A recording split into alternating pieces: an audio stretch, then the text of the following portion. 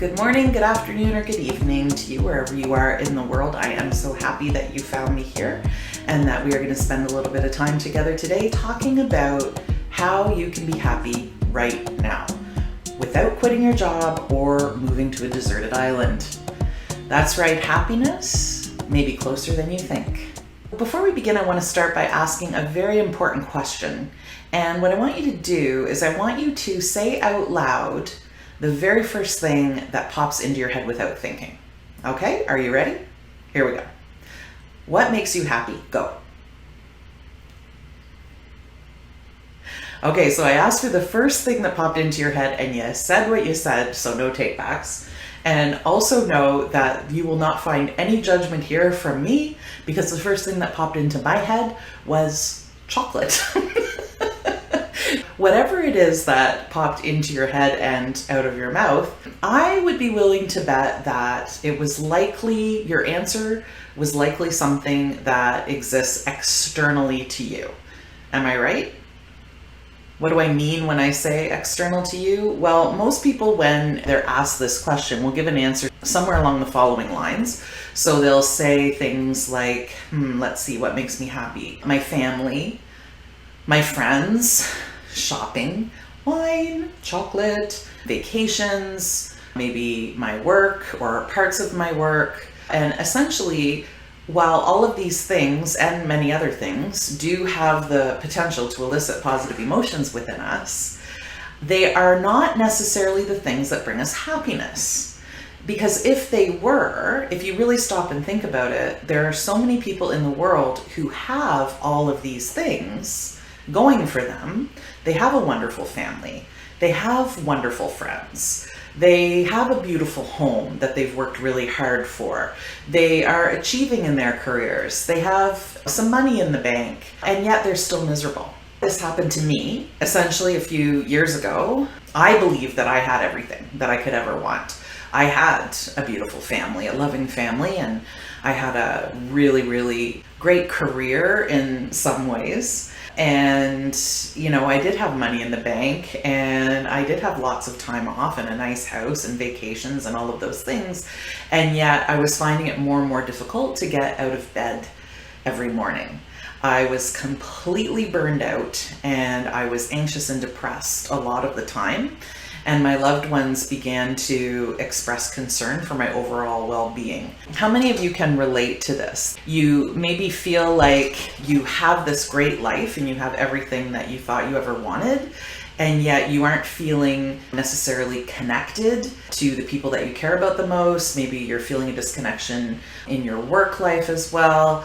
It could also be that you're just simply feeling exhausted and overwhelmed a lot of the time. This is what happens to many of the clients that I work with. They come to see me and they say, I have this really great life and yet I'm just not happy. It's like, what is going on? I have everything I thought I ever wanted and yet I just feel like I'm going through the motions and I'm not really present and enjoying and loving my life the way I feel that I should be. Essentially what they're saying is they want to be happier. They're feeling more stressed out, anxious, and overwhelmed than they are happy. While we go into this, let's go back to the very beginning. So what is happiness anyway? Let's start with how I define happiness in any case. I've spent quite a few years since I left my 20-year career in school mental health studying the science of happiness and well-being, studying neurolinguistics programming and the way that the brain works, studying hypnosis, and applying a lot of what I've learned in my own life and also in my business with my clients and so on. And this is what I believe to be true. I believe that happiness is, of course, a feeling. It's a state. It's a feeling that comes from, in my opinion, an internal state of overall contentment and well-being. And something that may surprise you about what I believe to be true around happiness is that I believe happiness is like our factory default setting. I believe that we are able to return ourselves to a state of happiness and well-being very easily, because it is what we are born into. It is the state that we're born into. So if you really think about this, if you've ever spent any time with a baby, you know that nobody had to teach that baby how to be happy or how to experience contentment and well-being. Babies come into this world programmed to that. So that is their factory default. And they learn that there are certain things that they can do to return themselves to that state. But what happens is that as babies grow and mature and gain experience in the world, certain things begin to happen that can sometimes take them out of that state or away from that state of happiness and well-being. But we aren't going to get into talking about that today in any depth. So nobody has to teach us how to be happy. We have that within us, and we have the ability to return to that state whenever we choose. So what's going on then? So what is happening? Why is it that we spend a lot of our time feeling overwhelmed and stressed out and anxious instead of in this place where we would really like to be, which is in this overall state of well-being? So what I essentially believe to be true is that while happiness is a state that we're able to return to with ease, what happens is we get in our own way. We, as humans here on planet Earth, create barriers to our own happiness. There have been studies that show that 80% of us spend our lives in what I would call a trance-like state, where we're just going through the motions of life, believing that our happiness depends on what is going on in our external world. And we spend all of our time trying to control those things in our external world, things that we have zero control over, but believe that if we could just change this, or if we could just change that, or if this were different or that were different, then we would be able to be happier. Then we would have more happiness in our lives. If you think about the list that I mentioned earlier around what do we believe makes us happy, all of the things on that list are external to us. Family, friends, work, social life, money, house, travel. All of these things are aspects of our lives that are external to us. And in reality, and this is a belief that I have really embraced over the last few years, having struggled with burnout in the past, what I know to be true now is that we have zero control over anything that is external to us. Control is an illusion. The only thing that we can have some degree of control over is what is going on within us, what is happening within us. Everything else that's external to us, we have zero control over. We may be able to influence certain things, but in terms of being able to control things that are external to us, we have zero control over that. Essentially, when we're looking for greater happiness and we want to improve our overall sense of well-being, what we need to do is we need to change the direction that we're looking in, because so many of us are looking outward. We're looking in the direction of the things that are external to us. What if all we had to do to feel happier was to change the direction that we're looking? So I want to do a little exercise with you right now to kind of illustrate this point. As long as it's safe to do so, go ahead right now and do this, like for real. I want you to turn your head, and I want you to start looking in a different direction. So right now you're looking at your computer screen or your phone screen watching me. I want you to literally turn your head and start looking in a different direction. So you can look from side to side. You can look behind you. Start looking in a different direction. And then I want you to pay attention. What do you see? Do you see more now that you're looking in a different direction? Do you see things that you weren't seeing before, that maybe you weren't aware of before when you were staring at your computer or your phone screen? Of course you do. So therefore, we can agree that when we look in a different direction, we can see more of what's there and what's been there all along. In follow-up to that point, if we want to feel happier, then it would make sense that we need to start looking in a different direction. So isn't that a relief? Like, that's pretty simple and straightforward, isn't it? Start looking in a new direction. And so what direction is that? Well, the direction is inward. We need to start turning inward in order to feel happier. You may be asking now, okay, I need to look inward. Well, what does that entail? Like, what do I have to do? How do I do this looking inward thing? And so some of you are probably already thinking, okay, well, I've tried meditation, but it takes a really long time to really build up a good meditation practice. So does this mean I need to meditate for hours on end?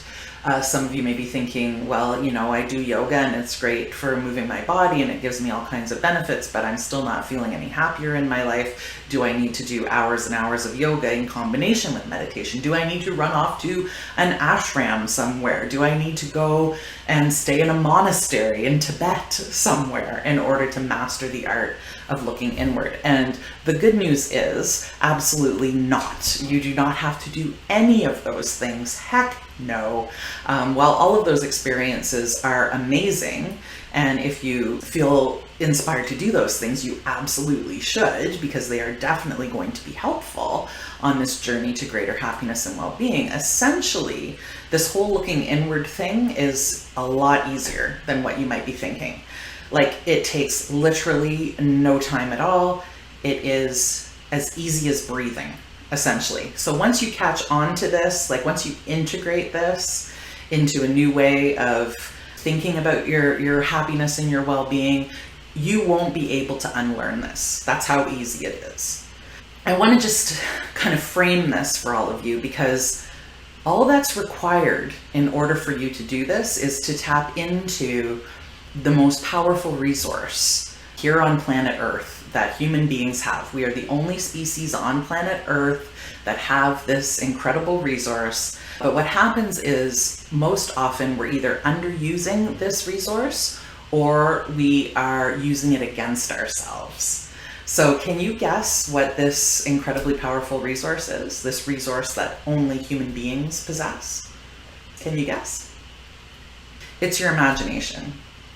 So if you think about this incredible resource and using your imagination, and think about how many times you use your imagination against yourself. You use it to create worst case scenario stories. We create elaborate stories in our minds about all kinds of different things, and we cause ourselves undue amounts of stress, anxiety, fear, worry, guilt, shame. Like, if you think about how you can recall like a past event where you just kind of want to crawl under the rug because you're so embarrassed by something that you did, or you have shame about something you did in the past. And sometimes these things come up at night when you put your head on the pillow and you're ready to go to sleep, and then your brain's like, hey, I know, let's use your imagination to recreate every situation that you wish had never happened.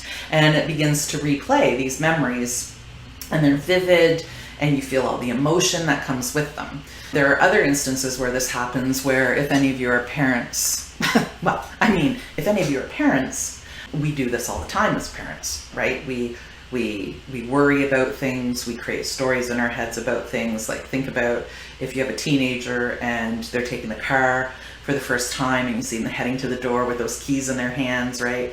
And you're already creating a story. Oh my gosh, I hope they get home safely. I hope they don't have an accident. And you can you can really let your imagination run away with you around all the things that could go wrong, right? In that evening when they go out and they take the car. So these are examples of how we spend a lot of time in our heads weaving our thoughts into these elaborate stories that are most often pure fiction. Like, they're not going to happen. They are just total fictional stories that we tell ourselves. And with these stories can come some really powerful emotions. And then what happens is these thoughts produce these emotions, and these two elements begin to gather like storm clouds in our heads and create moods. If you think about this, like, moods can come on pretty quick as one thought leads to another, to another, to another. Who has experienced that? Who can relate to being in a mood, first of all? And then also, when you really stop and think about it, recognize that that mood is the result of a story that you're concocting in your imagination. The process, essentially, just to kind of sum it up for you, goes something like this. So this is the process that kind of leads us into these disempowered states or these moods. What happens is there's something that happens. So there's like a trigger of some kind and a thought that pops into your head about it. And sometimes there isn't even a trigger. Like, how many of you wake up having thoughts, right? So sometimes thoughts just pop into your head. And so what happens is that your mental activity increases, or as some people would say, your thought velocity increases. So one thought leads to another, to another, to another. And then these thoughts, because this is how our brains are wired, going back into ancient times, our brains are wired to look for the negative in any situation, because in the past, our brains would be, well, and they still are, but where this comes from is that our brains are designed to be scanning our environment for problems, for danger, etc. So our brains are wired towards a negativity bias. So those thoughts that we're having, as that thought velocity ramps up, they begin to gravitate more and more and more to problems and to dissatisfaction. As that happens, we begin to experience emotions connected to those thoughts. And that then leads us to believe that this circumstance that we're thinking about is intolerable and that it needs immediate action. So we create a sense of urgency within ourselves about it. And then we start to feel a little bit self-conscious and we start to feel alone. We think, oh, like, why am I doing this? Like, why am I having all of these thoughts? And why am I in this mood again? And everybody else has their shit together, so why can't I get my shit together too? So we begin to feel self-conscious and alone, and we then start to focus more and more. That just leads us into more and more focus and thinking about our limitations, which then leaves us blind to our strengths and to possibilities. And then as that begins to happen, we just continue to entertain and analyze more and more negative thoughts, which leads to more and more disempowering emotions, and the cycle goes on and on and on. And when this happens, guess what happens to your energy and your motivation? Of course, it plummets, right? It goes down. It goes into what could be called a downward spiral of energy. Let's go back to the easy part. Remember when I said the good news here is that you can easily turn your attention inward and bring yourself back to that factory default place of contentment, happiness, and well-being. In order to do this, we need to recognize that while these thoughts lead to emotions, then the two of them go into this kind of spiral, which then leads us into a mood. The important thing to note here is that it isn't the mood itself, but it's how we relate to that mood that determines our happiness. So I want you to think about that for a minute. We take ourselves into a state or a mood, but it isn't that mood that determines our level of happiness or our level of well-being. It's our thoughts about the mood that take us into that downward spiral. So the two are so intertwined. Understanding the relationship between your thoughts and your feelings, your thoughts and your moods, is what creates your reality. So just as our thoughts and moods can bring us down, they can also just as easily bring us up. So that's the good news. Right? Like, this is, now we're getting into, okay, this is the easy part. Understand that when your mood is low, your energy is low. Your thought frequencies are low. When your mood is high, your energy is high and your thought frequency is high.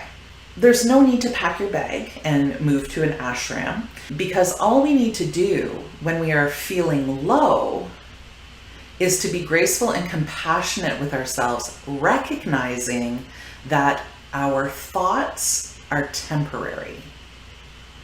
So when you notice that you may notice the thought or you may notice the mood. Most of us notice the mood first, or the emotion first. When you notice that you are in a disempowered state, however that might look, what you want to do is you want to immediately recognize that the thoughts that you are having while you are in this state are fleeting. They are temporary. They come and go like waves on a beach.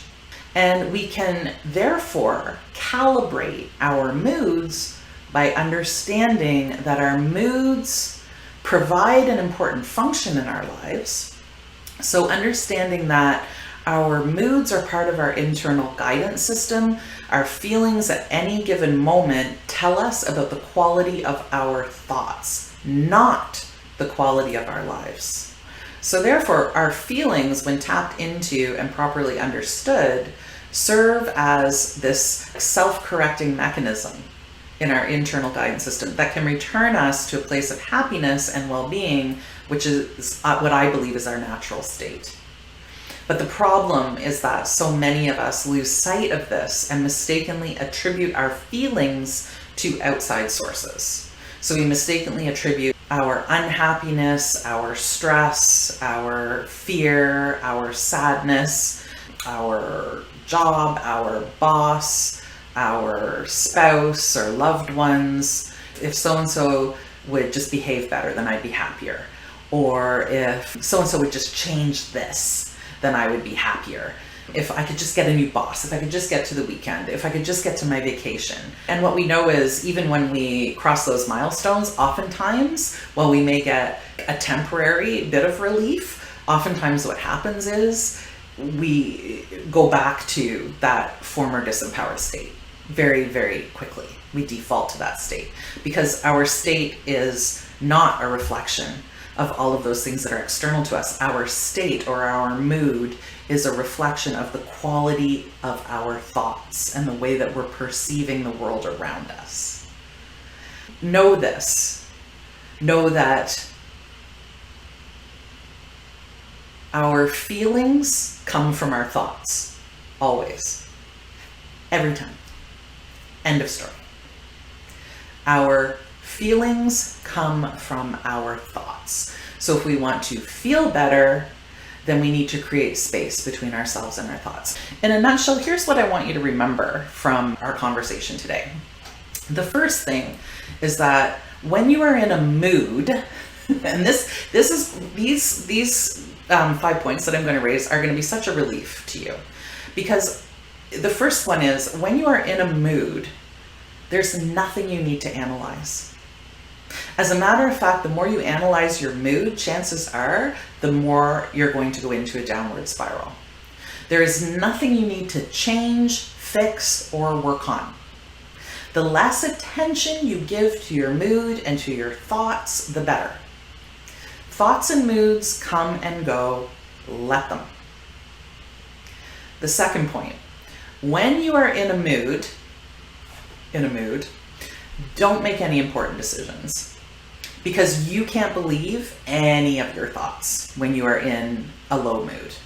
Wait until you're in a higher state or a more empowered state of mind and a more empowered way of feeling before you take action on anything. Third, and this one's a real gift for all the people in your life who you care about. When someone around you is in a mood, remember to give them grace and space. So the same grace and space you're going to start giving yourself when you notice that you're in a mood, you're going to give yourself some compassion, you're going to be creating some space between your thoughts and your feelings. Give the people that you care about the same grace and space. Even the people that you maybe don't care as much about, the people that you work with, right? Or people that you meet in your travels, or the person who's waiting on you in the restaurant at lunch. Like if you perceive that someone is in a mood, give them some grace and some space. Put everything they say and do into the context of the mood and not into the context of who they are as a human being. Don't hold things against them. Don't try to fix them. problem solve with them. Don't argue with them. Just give them some grace, some space, and some compassion. And then this is the fourth point. So be compassionate with yourself and be compassionate with others when a mood creeps in, and it will help everyone to feel better. Because when you display compassion for somebody else, that's immediately going to bring them comfort. And it may raise their mood. Give yourself some compassion and give that to the other people around you as well. And then number 5, be open to the possibility that your mood and the moods of others might just change in an instant.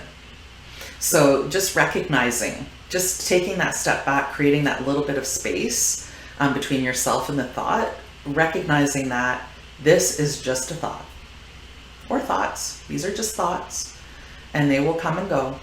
Just taking a moment and saying that to yourself, this is just a thought, these are just thoughts, that will create that space that you need and can even change your feeling state in an instant. To kind of bring all of this to a close, just remember that happiness is just